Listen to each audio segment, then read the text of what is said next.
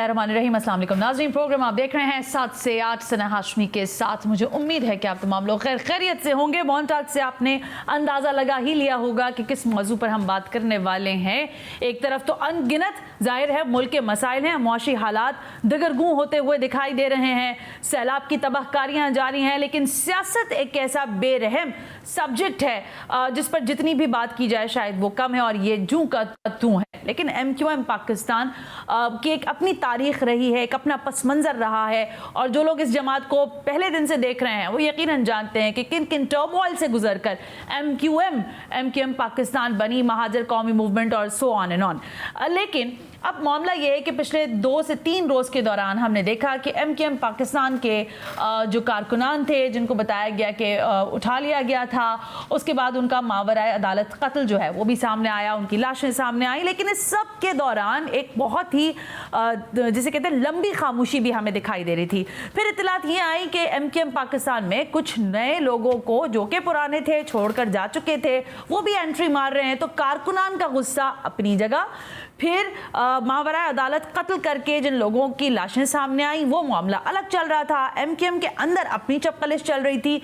इस सब के साथ कल हमने देखा कि MQM ने बहरहाल लबकुशाई की और उन्होंने ये कहा कि अब हमें मजीद लाशें ना दी जाएं, वरना हम सोचने पर मजबूर होंगे कि हम हुकूमत के इत्तेहादी क्यों कर रहे हैं। लेकिन लगता यह है कि MQM पाकिस्तान ताहाल वजारतों से दामन नहीं छुड़ा सकी है, तिफल तसल्लियां दी जा रही हैं और ये कब तक जारी रहेंगी, शायद ये अहम तरीन सवाल है। इंपॉर्टेंट शख्सियत हैं, सीनियर रुकन हैं MQM पाकिस्तान के, MNA हैं अबू बकर सिद्दीकी साहब। उनको आज जरा मैंने कहा कि जरा MQM के पर पहले बात करेंगे, फिर वो लोग भी जो MQM से अब दामन छुड़ा रहे हैं उनसे भी जरा बात करेंगे। अबू बकर सिद्दीकी साहब, अस्सलाम वालेकुम, बहुत बहुत शुक्रिया। MNA हैं आप MQM पाकिस्तान के सर। बड़ी ज़रा बहुत सारे मामलात हैं, लेकिन अब ये फरमाइएगा कि हुकूमत के इत्तेहादी तो आप ताहाल हैं जब मैं और आप बात कर रहे हैं, कब तक तिफल तसल्लियां होंगी और आपका अगला लाहे अमल क्या है इस मामले पर?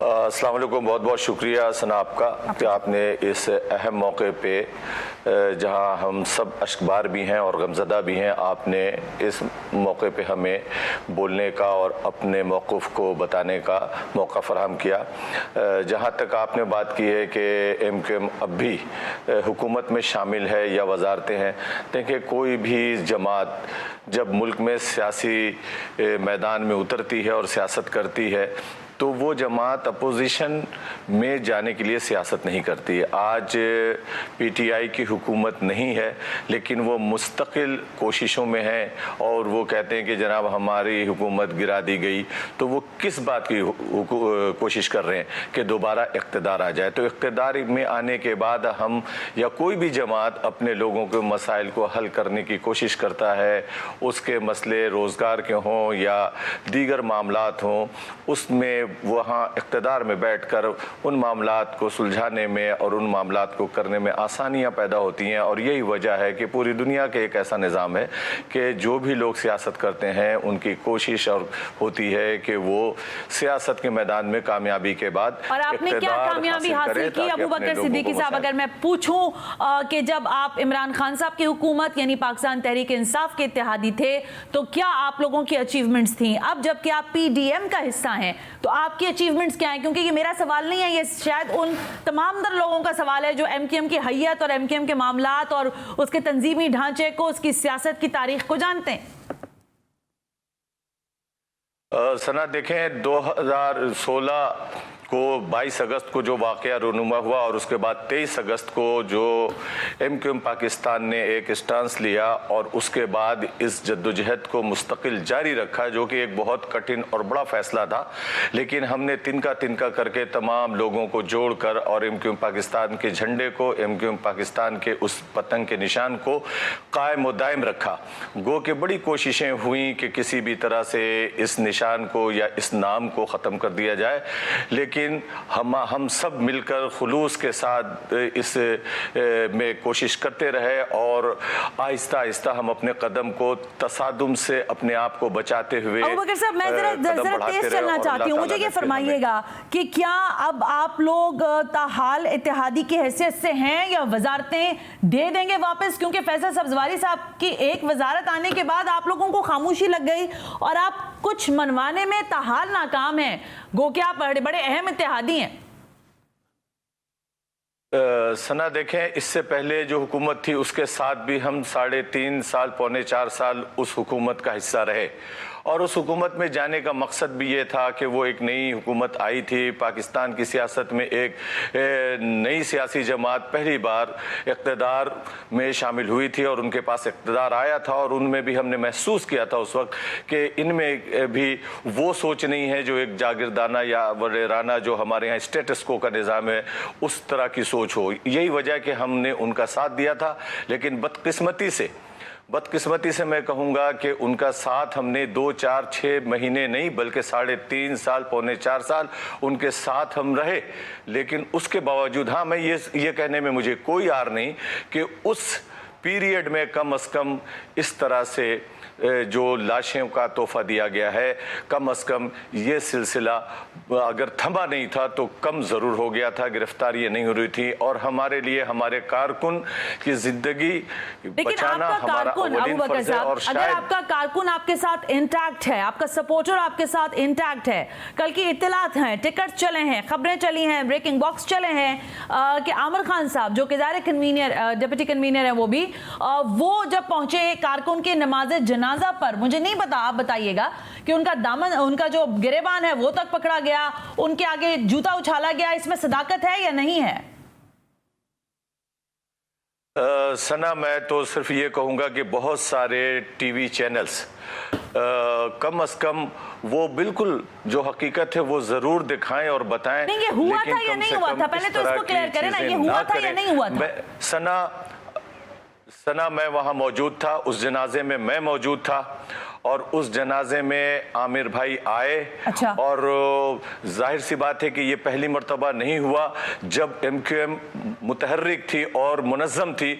उस ज़माने में भी जो शोहदा की फैमिली कभी आया करती थी और लाशें मिलती थी, उनको इस तरह का जज्बाती अमल देखने, लेकिन कोई ना ना वहाँ पे कोई कपड़े फाड़े गए, ना बटन टूटे, ना किसी ने गरेबान पकड़ा। लेकिन अफसोस इस बात का होता है कि जो हकीकत है वो चैनल जरूर दिखाएं, लेकिन आपको भी पता है सना कि कुछ चैनल ऐसा महसूस होता है कि इस चीज की तलाश में रहती है कि कहां से कोई ऐसी झूठी खबर निकाल कर उसे नहीं पकड़ा, जूता फेंका गया, लेकिन उनसे इजहार बरहमी किया गया, ये बात है। बदतमीजी, हाँ, वो जज्बाती। और उसके भाई जो हमारा साथी शहीद हुआ, उसके बड़े भाई वहां पे खड़े होकर उन्होंने बाकायदा कहा कि मेरे जनाजे को कुछ शरपसंदों ने खराब करने की कोशिश की है, लोग हमारे गम में आए हैं शरीक होने के लिए और इसके अंदर इस तरह की अमल करके हमारे इस जनाजे सुनने में आया था अबू बकर साहब, सुनने में आया कि आमिर खान साहब ने इन लोगों के ऊपर FIR भी कटवाई है जिन्होंने वहां पर बदतमीजी की है, जिनको आप कह रहे हैं, ऐसा भी कुछ है? नहीं, अभी ऐसा कुछ नहीं है। मैं कल के बाद ये फरमाइएगा, अब ये फरमाइएगा कि आपकी विफाकी हुकूमत से क्या बात हुई? लास्ट हमारी इत्तलात ये थी कि आपने वजीर दाखिला साहब से बात की, राना सनाउल्लाह साहब को बोला, फिर आपने एक कल बड़ी जिसे कहते हैं तुंदो तेज जुमलों के साथ प्रेस कॉन्फ्रेंस की वसीम अख्तर साहब ने, और उन्होंने कहा अब हमें एक भी लाश कराची में नहीं मिलनी चाहिए। क्या मामला हुआ है? क्या आपको अब मजीद नए वादे सुनने को मिले हैं? देखिए सना, ये मिसिंग पर्सन का मामला आज का नहीं है ना, ये बरसों से चल रहा है और इसके ऊपर एक झैली कमेटी भी बनाई हुई है वफाक की तरफ से, और जिसमें फैसल सब्जवारी जो है जो हर सूबे से एक नुमाइंदा लिया गया है और इसमें फैसल सब्जवारी भी हमारी तरफ से नुमाइंदगी कर रहे हैं। और कल इस हवाले से 11 बजे कल दिन में एक मीटिंग भी हुई जिसके अंदर तमाम अदारे के लोग बैठते हैं और IG बैठते हैं, पुलिस के हुकाम बैठते हैं और दीगर अदारे के लोग बैठते हैं और वहाँ इस पे बड़ी खुलकर बात हुई। लेकिन अभी तक आपको लगता है कि ये जवाब बाकी है? अदालत में बुलाया गया था सना। अबू बकर सिद्दीकी साहब, इसका मकसद है कि जवाब आपके पास बाकी है कि आपको मौजूदा हुकूमत का इत्तेहादी रहना है? देखें, इत्तेहाद से निकलना कोई बड़ी बात नहीं। ये इल्ज़ाम बड़ा एमक्यूएम पे माजी में लगता रहा है कि इनका तो काम ये है कि सुबह इक़्तिदार में शामिल होते हैं और दोपहर को निकल आते हैं और दोपहर के खाने के बाद फिर शाम का खाना जो इक़्तिदार में जाके शामिल करते हैं। कल खालिद मकबूल सिद्दीकी साहब फरमा रहे थे कि कोई जवाब तो रहने दें, कोई बात तो रहने दें कि हम आपके साथ क्यों रहें। तो वो जवाब क्या है, मैं ये पूछ रही हूँ। बिल्कुल, ये जवाब ये है कि आप हमारे जो गुमशुदा लोग हैं, लापता साथी हैं, हम तो पहले दिन से ये कहते हैं कि वो चाहे किसी जुबान का बोलने वाला हो, किसी सूबे से ताल्लुक उसका रखता हो, किसी मसलक से उसका ताल्लुक हो, अगर किसी जुर्म में कोई गिरफ्तार किया गया है तो फिर अदारे अदालत किस दुनिया में, किसी मुल्क में किस लिए बनाए जाते हैं। ठीक है, अबू बकर सिद्दीकी साहब, एक और इम्पोर्टेंट मामला चल रहा है एमक्यूएम के अंदर ही। कामरान टसोरे साहब जो हैं वो आए भी, रुके भी, चाय भी पी, तस्वीरें भी चली, लेकिन जब उनसे पूछा कि सर आप डेप्यूटी कन्वीनर बन गए कि नहीं बन गए, तो उन्होंने मुबारकबाद तो वसूल कर ली, लेकिन उन्होंने कहा कि जब ये लोग, बहुत सारे लोग उनके निकालने पर आपके पास से निकल कर चले गए। क्या मामला है कामरान टसोरी का? नहीं, हमारे पास से कोई निकल कर नहीं गया। देखें, सना तंजीम के अंदर ये फैसले होते हैं और हर सियासी जमातों के अंदर अक्सरियत की राय से इस किस्म के फैसले किए जाते हैं। जब वो आए तो यहाँ पे वो मौजूद आए तो हमें खालिद मकबूल सिद्दीकी भाई ने हम सबको बुलाया। अच्छा। तमाम राब्ता कमेटी के अरकान को बुलाया और उनके मशावरत से ये फैसला, बहुत सारे हमारे कई साथी नहीं आए लेकिन अक्सरियत उस दिन यहाँ मौजूद थी और उन सब ने एतमाद किया कामरान टसोरी पर। जी, जो यहाँ मौजूद थे, अच्छा, जितने लोग यहाँ मौजूद थे उनके और डॉक्टर शहाब इमाम के साथ क्या मामला हुआ, वो क्यों नाराज हैं आपसे? अबू बकर साहब, डॉक्टर शहाब इमाम क्यों नाराज हैं आप लोगों से? शहाब इमाम भाई, देखिए, शहाब इमाम उस वक्त यहाँ नहीं थे, अमेरिका में थे, और उसी दिन इस फैसले के बाद वो यहाँ पहुँचे हैं, तो उनका अपना मौक़िफ़ है। शहाब इमाम भाई इस वक्त एमक्यूएम के अंदर वो किसी बड़ी जिम्मेदारी पे नहीं है, लेकिन पुराने साथी हैं हमारे, हर वक्त खड़े रहे हैं और ख़ास तौर पर वो आपसे नाराज हैं और आप उनकी नाराजगी पर आपको लग रहा है ठीक ही नाराज हैं, इसलिए आप मना भी नहीं रहे उनको। देखिए, नाराज होने का तो उनको हक है। कल ही हमारी बात हुई है उनसे, काफी देर बात हुई है, वो हमारे साथी हैं। अच्छा, आपके साथ हैं? नाराजगी या इख्तलाफ का हक तो सबको होता है, हमारे लेकिन साथ है। आपके साथ डॉक्टर शहाब इमाम ताहाल एमक्यूएम पाकिस्तान का हिस्सा हैं या नहीं? देखें, डॉक्टर साहब से हमारी बात हुई, उनको इख्तिलाफ है, हमने उनको हम आज या कल उनसे मुलाकात भी होगी, उनसे बात भी हुई है। और इस तरह के जब फैसले होते हैं तो कहीं कहीं नाराजगी होती है और हर को अपने इख्तिलाफ राय देने का। ओके, अबू बकर सिद्दीकी साहब, थैंक यू वेरी मच, बहुत शुक्रिया। बहरहाल आप कह रहे हैं जवाब मौजूद है कि क्योंकि हमें अपने उन तमाम तर कारकुनों की तलाश है जो ताहाल हमारे सामने नहीं आ सके हैं, लेकिन एमक्यूएम पाकिस्तान की जो अंदरूनी सियासत है उस पर काफी सवालात उठ रहे हैं। उन्होंने कहा कि लोग जज्बाती थे, इसलिए शायद आमिर खान पर उन्होंने अपने जज्बात का इजहार कर दिया उन कारकुनान की नमाज जनाजा के दौरान जो कि गुज़िश्ता रोज की गई। लेकिन एमक्यूएम के अंदर क्या चल रहा है, डॉक्टर शहाब इमाम क्यों नाराज हुए हैं, किन बातों पर नाराज हुए हैं, और जिन बातों पर नाराज हुए हैं तो क्या खालिद मकबूल सिद्दीकी या दीगर लोग उसके ऊपर किसी किस्म का, जिसे कहते हैं, उनको मनाने में कामयाब होंगे या नहीं? इस ब्रेक के बाद मेरे साथ होंगे डॉक्टर शहाब इमाम, साबिक सीनियर रुकने एमक्यूएम पाकिस्तान।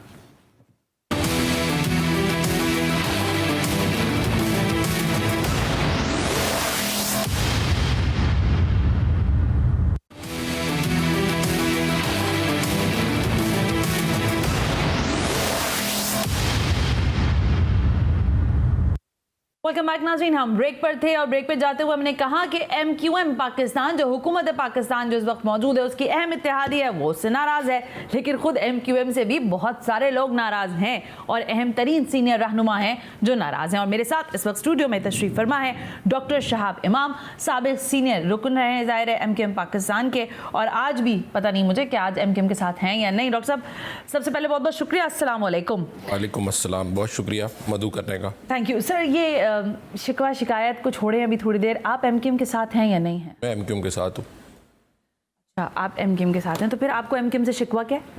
देखिए, मुझे एमक्यूएम से कोई प्रॉब्लम नहीं है। अच्छा, ठीक है, एमक्यूएम जो है वो एक सोच है, एक नज़रिया है। ओके। और में बहुत सारे हमारे शोधाओं का खून शामिल है, तहरीक का नाम है। अच्छा, okay, I rephrase my question. MQM से प्रॉब्लम नहीं है तो फिर एमक्यूएम पाकिस्तान में मौजूद लोगों से प्रॉब्लम है? जो कुछ डिसीजन मेकिंग इस तरह की हो रही है, उन डिसीजन से मुझे जो है इख्तलाफ है। और वो डिसीजंस क्या हैं? जैसे राब्ता कमेटी में इन्होंने लिया है उन लोगों को जो तहरीक को छोड़ के चले गए थे 2018 में और फिर वापस आ गए। अब वापस आ जाए, मोस्ट वेलकम, ये सबकी पार्टी है, सब आके अपने कंट्रीब्यूट करें। मगर वो लोग जो कि बैड नोट पे या बैड टेस्ट पे छोड़ के जाते हैं तहरीक को या पार्टी को, मेरा ख्याल है आप उन लोगों की बात कर रहे हैं जो पीएसपी के साथ थे और अब वापस आ गए हैं, जिसमें डॉक्टर सगीर का नाम भी है, वसीम आफ्ताब का नाम भी है और बाकी दीगर लोग भी शामिल हैं। तो उनकी आमद पर आपको इख्तिलाफ है, कामरान टसूरी के मामले पर तो नहीं है ना? कामरान टसूरी के ऊपर बिल्कुल नहीं है, मगर मेरा ये मानना है और मेरा ये कहना है कि एक आइन के तहत ये एमक्यूएम चलती है। उस आइन के मुताबिक जो फैसले करने वो करें, मेजॉरिटी उसको डिसाइड करती है, हम मेजॉरिटी के साथ हैं। और खालिद मकबूल भाई जो है उनका ताल्लुक़ हमारे साथ, मेरे साथ तो कम से कम 40 साल पुराना है और मैं दिल से उनकी इज़्ज़त करता हूँ और मोहब्बत का रिश्ता है उनके साथ। लेकिन आप ज़रा एक बहुत पुराने इस तंजीमी ढांचे को जानते हैं और आप जब कराची में रहते हैं इन सारी एक्टिविटीज़ पर भी नजर होगी। मैं बेसिकली हैदराबाद से हूँ, ठीक है, और मैंने मैट्रिक इंटर वहाँ से किया है। फिर मैं सिंध मेडिकल कॉलेज आया था और वहाँ से फिर मैंने मेडिकल किया है और मेडिकल के बाद फिर मैंने सीएसएस किया। 25 साल की मैंने नौकरी की है और 2018 में प्री मैच्योर अर्ली रिटायरमेंट ली है, 12 साल पहले, बिफोर माय एक्चुअल रिटायरमेंट। तो ये मुझे बता दें, आप एमकेएम में जब आपने शमूलियत की तो आप कह रहे हैं नजरिए की वजह से? एपीएमएसओ में थे हम उस वक्त। अब आप सोचें आप कितने पुराने कारकुन हुए ना, मतलब आप तो बिल्कुल ही नजरियाती। 5 लोग थे उस वक्त सिंध मेडिकल कॉलेज में जब हम एपीएमएसओ का पार्ट बने थे। हाँ, तो आपके नजरियात कैसे टकरा रहे हैं इस एमक्यूएम ब्रांड से? क्योंकि आपने गुज़िश्ता दिनों कहा कि एमक्यूएम एक ब्रांड था, अब ये सेल पर तो नहीं चला गया? नहीं, सेल पे नहीं है। देखें, एक दो लोगों के गलत फैसले से ऐसा नहीं है। टेकिंग द गलत मतलब डिसीजन कौन ले रहा है? Who are taking the wrong decisions? जो लोग इस वक्त बैठे हुए हैं इसमें। भाई, आप खालिद मकबूल सिद्दीकी साहब की इज्जत करते हैं, आपके दोस्त ने देनी ना, आप कह रहे हैं नहीं, दोस्त नहीं है मेरे, बिल्कुल बड़े हैं तहरीक की साथी। अच्छा, तो फिर दोस्ती तो हम क्लेम कर ही नहीं सकते। अच्छा, आमिर खान साहब ले रहे हैं डिसीजन? आमिर खान साहब का भी नहीं है इसमें, मगर जाहिर है कुछ वसीम अख्तर ले रहे हैं डिसीजन। वसीम अख्तर साहब, ये सब एक कलेक्टिव वो है, 8-10 लोगों का है और उसमें फिर जाहिर है मेजॉरिटी का मैं डॉक्टर साहब, मैं बड़ी देखिए ये जो फैसले हुए ना, आप क्लियर बात करें ना, डिसीजन कौन ले रहा है? राब्ता कमेटी में मौजूद जो लोग हैं वो ले रहे हैं। अगर खालिद मकबूल सिद्दीकी नहीं ले रहे, आमिर खान नहीं ले रहे, वसीम अख्तर नहीं ले रहे, अगर ले रहे हैं आपके अमीन यूसुफ साहब तो नहीं, अमीन साहब, अमीन भी नहीं ले रहे, फैसल सब्जारी ले रहे हैं। फैसल तो बहुत अच्छा लड़का है, बहुत सब सारे अच्छे हैं, तो फिर आप क्यों परेशान हैं भाई? जब सारे अच्छे हैं, मैंने सारे नाम ले लिए जो इम्पोर्टेंट हैं। मगर ये 8-9 लोगों में डेफिनेटली इन लोगों का इस तरह का एक डिसीजन है जिसको मैंने ऑब्जेक्ट किया है। मुझे तो नहीं पता कि किसने, चूंकि मैं ऑफिस इनके राब्ता कमेटी का पार्ट नहीं हूँ या इनके तंजीमी स्ट्रक्चर का पार्ट नहीं हूँ, मुझे नहीं पता कि ये कहाँ से फ्लोट हुआ है, मगर एक किसी ने तो इसको आगे फ्लोट किया है ना। यानी आप नाम नहीं लेना चाहते? नहीं, मुझे ये नहीं पता कि किसने इनकी रुकनीयत को फ्लोट किया है। अच्छा। इन पर्सन तो मैं खामा किसी गलत आदमी का नाम तो नहीं ले सकता। कामरान टसूरी के बारे में क्या ख्याल है? खुद ब खुद मंजर आम पर आ गए या किसी? कामरान टसूरी जो है वो कंटिन्यूसली राब्ते में थे और मुख्तलिफ लोगों को फोन करते रहे। उनकी जगह बनती है एमक्यूएम में? एमक्यूएम में देखें, हर शख्स की जगह बनती है जो आके कंट्रीब्यूट करना चाहे। हम किसी को रोक नहीं सकते और कामरान टसूरी अगर आएंगे तो कंट्रीब्यूट करेंगे पॉजिटिवली।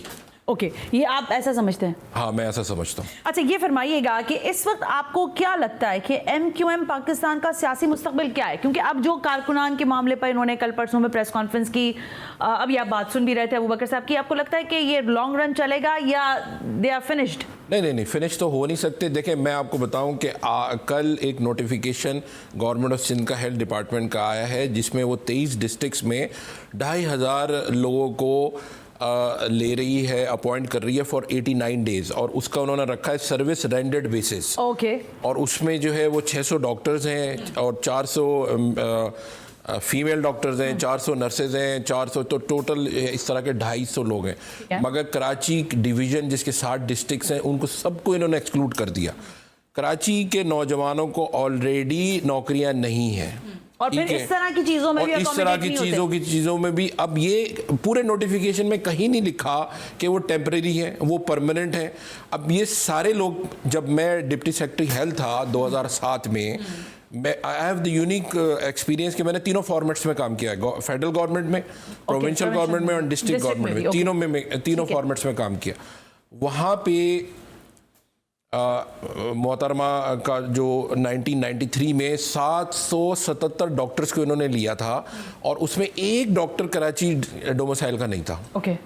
तो जब कुछ पोस्टें आई तो मैंने उस वक्त के जो हेल्थ मिनिस्टर थे उनको कहा कि ये कैरी फॉरवर्ड हो गया हमारा कोटा 40%।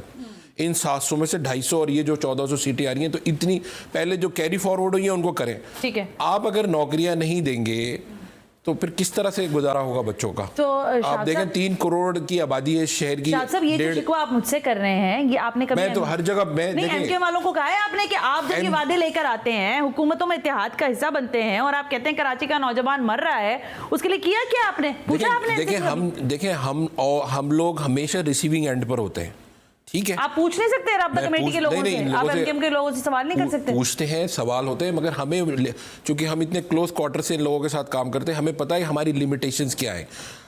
जो सरकार में मिनिस्टर भी है ना, तो ग्रेड 17 से ऊपर के आदमी का ट्रांसफर नहीं कर सकता। अगर मैं हेल्थ मिनिस्टर बनता हूं तो मेरे पास से सीएम जो है ना, CM is the authority.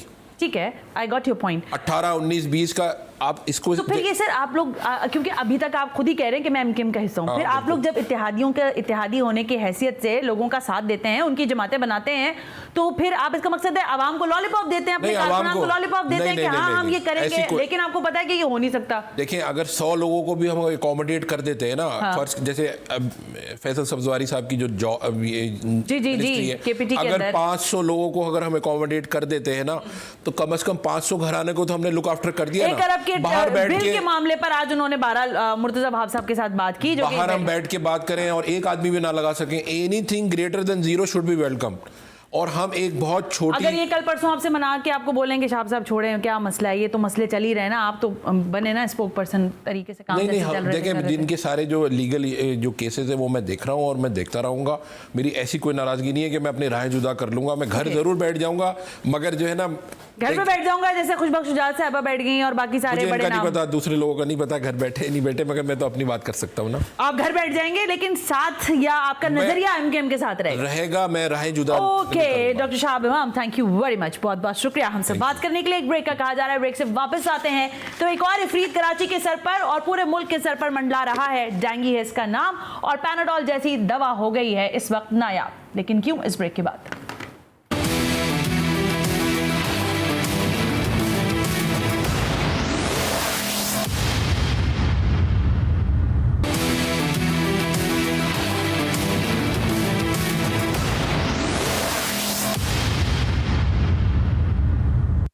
Welcome back नाज़रीन, हम ब्रेक पर थे और मैंने आपसे कहा कि एक और मामला जिसकी दहशत फैलती जा रही है। इस्लामाबाद समेत कराची, लाहौर से बड़ी तादाद में रिपोर्ट हो रहे हैं केसेस डेंगू के, और डेंगू का ये मामला हमें मालूम है बहुत अच्छी तरह से, पिछले सालों में भी काफ़ी ज़्यादा ख़बरों में रहा है और लोग इस डेंगू बुखार की वजह से हलाकतों में भी काफ़ी हद तक इजाफा हुआ। अब मामला ये है कि ज़ाहिर कराची की सतह पर अगर मैं बात करूँ तो यहाँ स्प्रे जो किया जा रहा है, यानी मच्छर मार स्प्रे जो हो रहा है, उस पर भी लोगों को शिकायत हैं। गो के मुर्तज़ा वहाब साहब जो कि एडमिनिस्ट्रेटर कराची हैं, वो रोज़ाना की बुनियाद पर ट्वीट्स करते रहते हैं कि कराची में हम डेंगू स्प्रे करवा रहे हैं, मच्छर मार स्प्रे करवा रहे हैं, लेकिन उसका कोई फ़ायदा हमें बहरहाल अभी नज़र नहीं आ रहा। दूसरी तरफ आप बात करें पंजाब की, तो वहाँ पर भी सूरत हाल यही है। फिर जो इलाके या जो शहर सैलाब की वजह से तबाह हाल हैं, वहाँ पर जो ठहरा हुआ पानी है उसमें जो मच्छरों की अफजाइश हो रही है वो भी बड़ी अलार्मिंग सिचुएशन है। लेकिन अब इस सबके साथ एक और मसला पैदा हो गया है।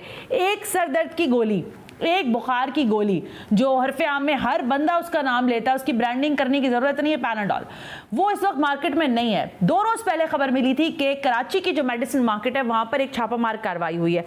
हकीकत क्या थी, फसाना क्या था, पैनाडोल क्यों नहीं है मार्केट में, शायद ये अहम सवाल है। ज़ेब जेजा मेरे नुमाइंदे हैं हमारे जीटीवी के, वो मौजूद हैं कराची के मेडिसिन मार्केट में, पहले वहां चलते हैं। ज़ेब जेजा, क्या मामला है, क्या कराची में सर दर्द, बुखार दर्द की गोली दस्तयाब नहीं है और लोग शिकायत कर रहे हैं कि अगर मिल रही है तो अब ज्यादा पैसों में मिल रही है, यानी ब्लैक में बेची जा रही है?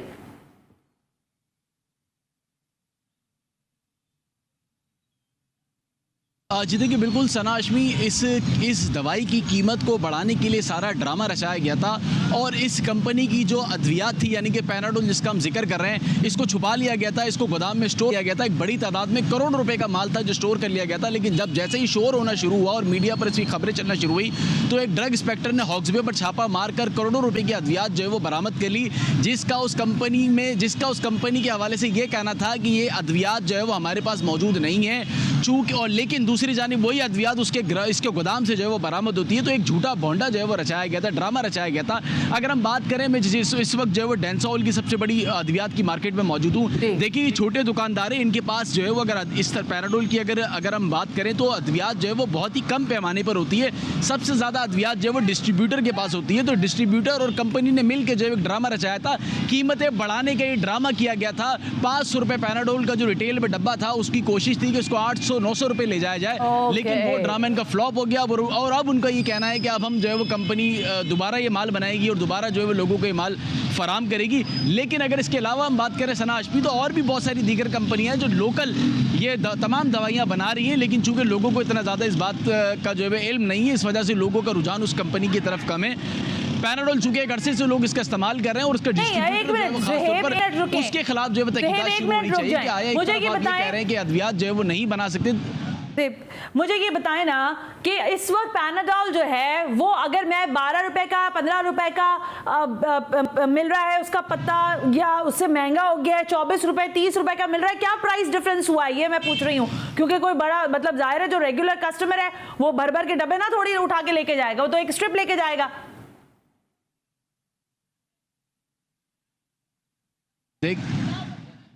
देखिए, आधे से आधे का फर्क आ गया, यानी कि अगर कोई चीज़ आप 12 रुपए में खरीद रही थी तो वो इस वक्त 50 रुपए में भी नहीं है। यही बात मैं बता रहा हूं कि जो डब्बा 500 रुपए का था वो 1200 रुपए में भी दस्तयाब नहीं है मार्केट में, उसको शॉर्ट कर दिया गया, उसकी मांग बढ़ा दी गई है, उसकी कीमतें दुगनी करने के लिए सारा ड्रामा रचाया गया है। और बताया जा रहा है, जो जराए बताते हैं वो कहते हैं इसके अंदर जो कंपनी के डिस्ट्रीब्यूटर है उनकी एक साजिश थी कि किसी तरह कीमतें बढ़ाई जाएं। ये बात भी मेरे साथ ही रहिएगा, मैं जरा वकाश शौकत की तरफ जाऊं। लाहौर में भी यही माजरा चल रहा है, मेरे साथ रहिएगा ज़ुहैब, हमारे साथ रहिएगा। मैं जरा वकाश शौकत, कराची में पैनाडोल शहरियों को नहीं मिल रही है, भारी नरखों पे बेची जा रही है। अभी आपने शाम 6 बजे मुझे पता चला कि वहां पर भी कोई छापा मारा गया है लाहौर के अंदर। क्या छापा था, कितनी अद्वियात बरामद हुई हैं और क्या सारी की सारी पैनाडोल थी? जी देखिए, जिस तरह से कराची में पैनाडोल का बहरान नज़र आ रहा है, मेडिकल स्टोरों पर जो है वो पैनाडोल नहीं मिल रही, बिल्कुल इसी तरह लाहौर के मेडिकल स्टोरों पर भी जो है वो पैनाडोल नायाब हो चुकी है। ये गोली चूँकि आम सर दर्द और बुखार के लिए जो है वो घरों पर पड़ी होती थी, सस्ती तरीन गोली थी जो कि बुखार और सर दर्द के लिए इस्तेमाल होती है। जिस तरह से इसकी कीमत जो है वो 17 रुपये 10 रुपये बताई जाती है, इसको स्टॉक कर लिया गया है। और यही बात बताई जा रही है कि सैलाब ज़दगान इलाकों में इसकी जो है वो डिस्ट्रीब्यूशन होने के बाद और इसके साथ डेंगू के मरीज़ों की तादाद में इजाफा होने के बाद इसकी मांग में इजाफा हुआ है और जो मुनाफाखोर हैं उन्होंने इसको स्टॉक किया है। ज़राए के मुताबिक आज जो है वो लाहौर के मुख्तलिफ इलाकों में जो है वो कार्रवाइयाँ की गई ड्रैब की जानिब से, जिसमें जो है वो तकरीबन 50 से ज़ायद जो है वो कार्टन बरामद किए गए हैं, जिसकी मालियत जो है वो 2,55,000 के करीब बनती है। एक गोली एक जो है वो छोटे पैकेट में जिस तरह से 10 जो है वो पत्ते होते हैं और 10 पत्तों से पर मुश्तमिल जो है वो जो ये कॉटन तैयार किया जाता है, उसमें 30 जो है वो डिब्बे होते हैं। इन तमाम जो सूरत हाल के पेश नज़र ड्रैब छापे मार रहा है वकाश शौकत, 1 मिनट रुक जाइएगा। ड्रैब छापे मार रहा है वफाकी वजीर सेहत जो है वो पटेल साहब, कादिर पटेल साहब ने परसों प्रेस कॉन्फ्रेंस करके कहा कि कोई अद्वियात की किल्लत नहीं है। मैं जरा ज़ुहैब मुझे सिर्फ ये बता दें कि मार्केट में पैनाडोल मौजूद है कराची में या नहीं है, क्योंकि मैं खुद पर्सनली 2 से 3 मेडिकल स्टोर्स पर जाकर पैनाडोल पूछती हूँ तो वो मुझे कहते हैं पैनाडोल नहीं है मैडम, कोई और चीज ले लीजिए। तो अब मार्केट में है ही नहीं या है तो ब्लैक में मिल जाएगी आपको?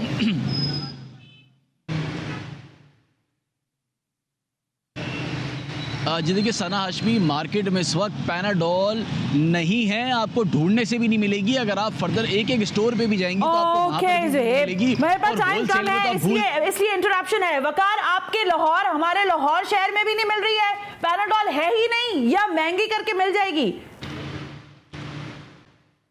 हाँ जी, बिल्कुल जो एक दो गोलियां लेने वाले हैं या एक पत्ता खरीदने वाले हैं उनको तो बिल्कुल ही जो पैनाडोल है वो बिल्कुल नहीं मिल रही। लेकिन इसके साथ हमारी रोज़ाना इसी हवाले से कवरेज भी हम करते हैं, लोगों से बात भी करते हैं। ठीक जा रहे हैं भाई, व्हाट अ सिस्टम। ये कहना ठीक था है, कि क्या ब्लैक गोली दी जा रही है आवाम को। Thank you Waqas Akash web Jeddah, such an important information from both. Thank you so much. मामला यह है कि गोली खाकर मरने के जीने के मामलात भी लोगों ने अपने इख्तियार में कर रखे हैं। एक सस्ती गोली जो है, एक सस्ती दवा जो है वो नहीं दी जा रही, लेकिन ये गोली ज़रूर दी जा रही है अवाम को कि पैनाडोल नहीं है जी, आप कोई इसी और दवाई पे आ जाएं या फिर इसको ब्लैक में ख़रीद लें, महंगे दामों ख़रीद लें। तो रियासत जो है और हुकूमत के हमारे जो सियासतदान हैं जो बड़ी बड़ी प्रेस कॉन्फ्रेंसेस करते हैं दिन रात बैठकर, मेरा ख्याल है ग्राउंड पर उतरें और जहाँ जहाँ से हम रिपोर्टिंग कर रहे हैं, कम से कम GTV के लोग रिपोर्ट कर रहे हैं, वहीं चले जाएं और जाकर छापा मारें और देखें कि कितनी पैनाडोल्स पड़ी हुई हैं और क्यों नहीं लोगों को दी जा रही हैं। आज के प्रोग्राम से सना हाशमी को इजाज़त दीजिए। अल्लाह हाफ़िज़।